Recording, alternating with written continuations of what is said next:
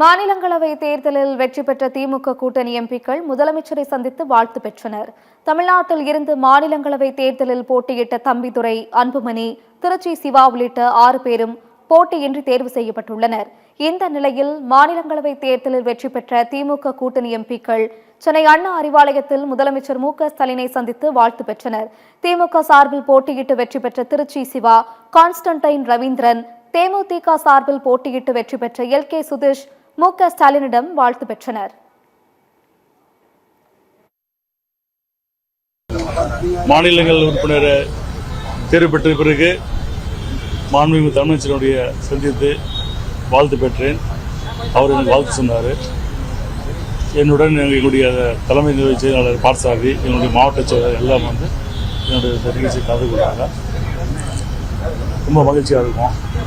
தலைவர் கேப்டனுடைய நீண்ட நாள் கனவு இன்று நிறைவேறியிருக்கிறது. 2026 தேமுதிகனுடைய வெற்றி பயணம் தொடர்கிறது. எங்கள் கூட்டணி அமோக வெற்றி பெற்று மீண்டும் தமிழகத்தினுடைய முதலமைச்சராக அண்ணன் ஸ்டாலின் அவர்கள் மீண்டும் பதவியேற்பார்.